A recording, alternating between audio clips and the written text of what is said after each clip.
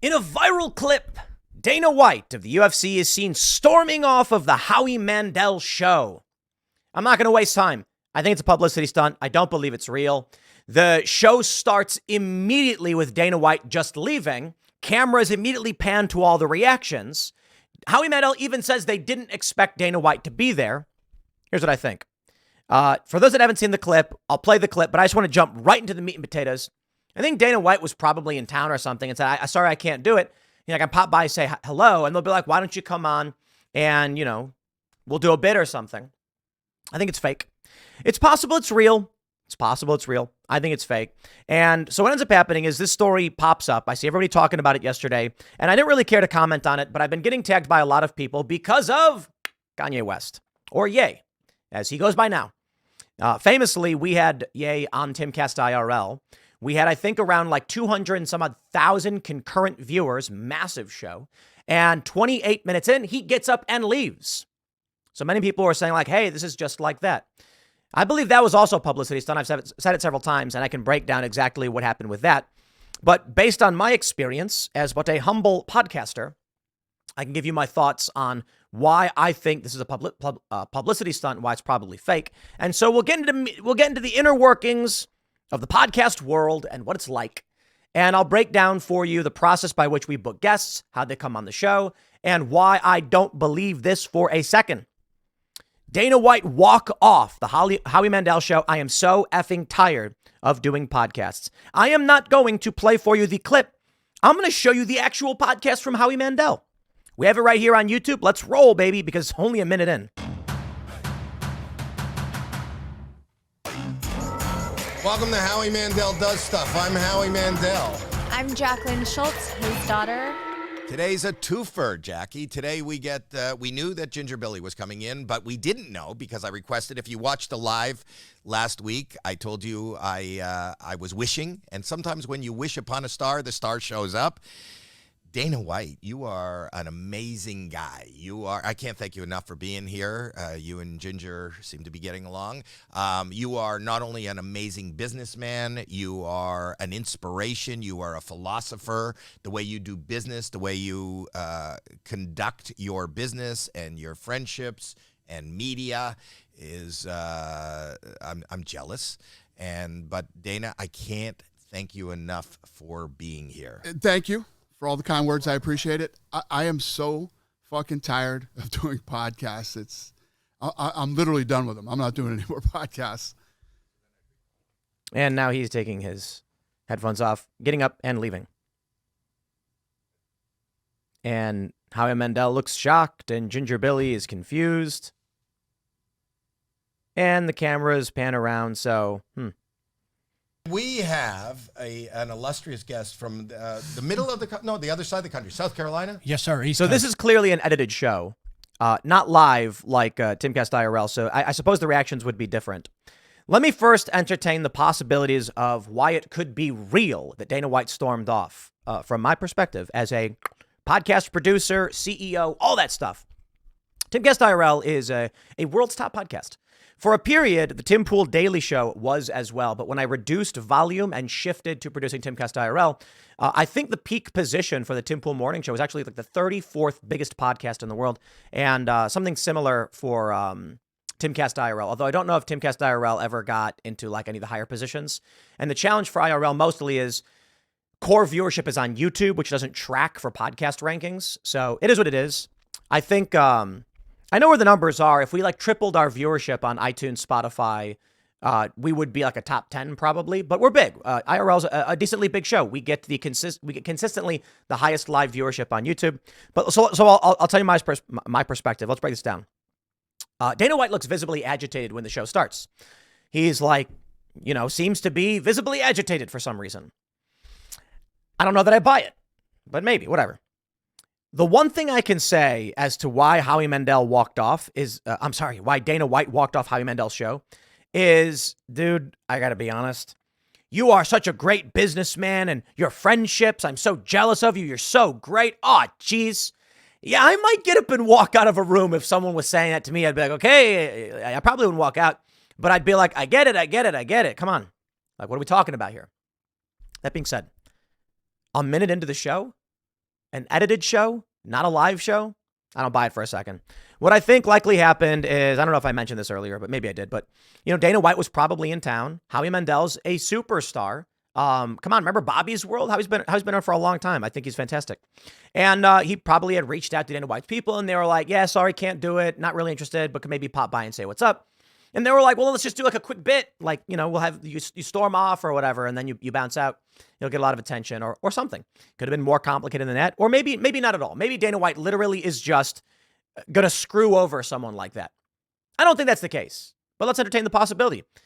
Do we believe that Dana White would screw over someone to such a degree? I don't know that I think he would. I think Dana's like a decent guy. I think he could stand to sit around for 1 hour if he was uncomfortable and just get it over with, considering the PR and everything that would come out of it. But it's entirely possible. I'm going to tell you about my experience with Kanye and why I don't believe this for a second. So look, first let's talk about getting screwed over. We pay for all guests' travel and accommodation. We reach out to a lot of people. We want them to come. And sometimes we don't. If they're politicians, they got to cover their own stuff. We don't do that for politicians. And we don't gift them anything or anything like that. If you're a politician and you're booked, that's your problem. But for everybody else, we'll pay for flights and hotels. We have drivers pick them up from the airport. We bring them in. When someone cancels on us, it is miserable. But this is why we do two things. We book in advance. Sometimes there are changes. Tonight's guest was an abrupt switch, but we're really excited for tonight's guest. We also, as you may have noticed, do not announce our guests unless it is clear and confirmed and the guests themselves have announced it. Why? Because they cancel. If we launched a show, we're live, so there's a difference. But if we launched a show and within 1 minute, the person left, we would take the person out of the title. We would take the person out of the thumbnail. I'm fairly certain we did this for the Des Moines caucus, the Iowa caucus. Vivek Ramaswamy was slated to be on the show that Monday, and he never showed up. And we now know why he did not show up. Certainly more important things were happening than him following through.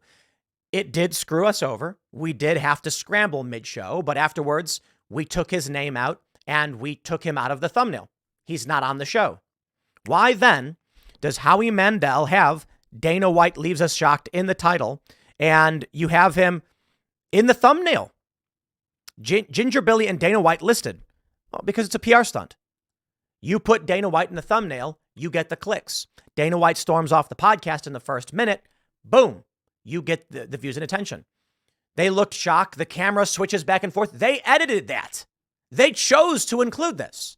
Look, if we were doing we've done pre-shoots before.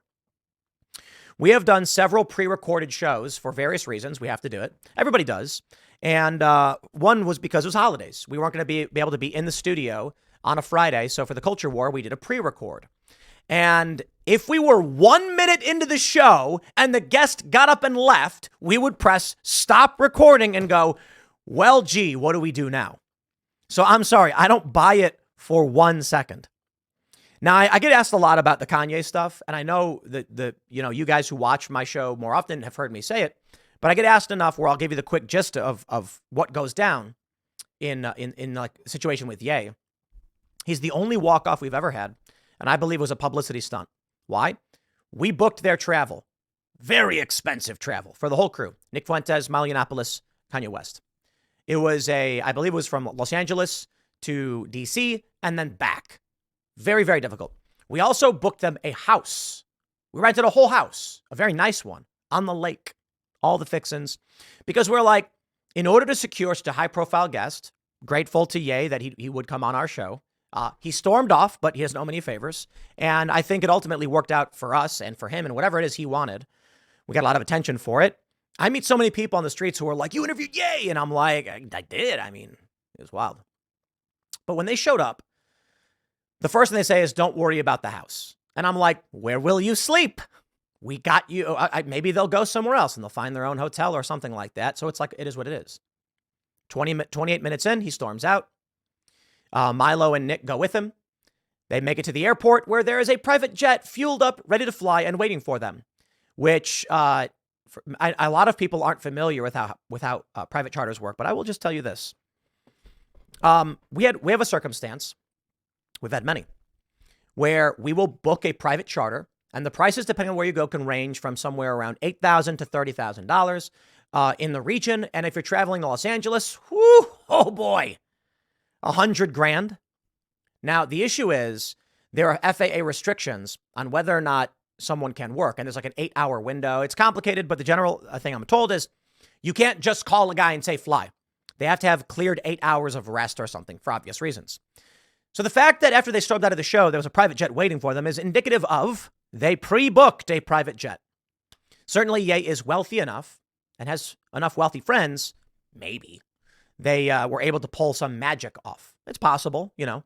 But wow, pulling a charter in from Mercer Airport in New Jersey within an hour of the show, having a crew ready and waiting to pilot this on a cross-country trip. So the first thing that happens is we called our broker and we're like, whoa, there's a paparazzi video of them boarding a private jet. Did you guys get them a jet? Like, what's going on? And they said, no. And I said, is it possible to do something like this? And they said, no. They were like, the best we've ever pulled off and we've ever seen is like some I think it was like Elon or somebody flying 10 minutes. And it was like a local flight. So they just moved a plane back and forth over the span of a half an hour or something like that. I don't see a reality in which Dana White travels to Howie Mandel's studio and then just bounces instantly, unless it is something like, I can swing by for a minute, I'll say, what's up, shake your hand, big fan of what you do. And then it's like, well, we can have you, we'll do a bit real quick. You don't got to stick around. And he was like, okay. And then, we'll have you storm off. I kind of feel like, let me just put it this way. Final thoughts. It's a pre-recorded show. If Dana White showed up and immediately stormed off within 1 minute of the show, why would Howie Mandel not say, okay, cut. Let's just start the show over and Dana White won't be here? Why then include him in the thumbnail? Because opening the show with that is a publicity stunt. Perfectly a publicity stunt. Now, I don't know that Dana White intended to do it. It could be, or intended to do a publicity stunt. It could be that he literally just stormed off the show and Howie was like, well, we'll roll with it. We'll use it. It'll generate press for us. Because it did, and here I am talking about it. But I don't buy it. Whatever. I don't know. I felt like talking about it. It is what it is. Next segment's coming up tonight at 8 p.m. over at youtube.com/TimcastIRL. Thanks for hanging out, and we'll see you all then.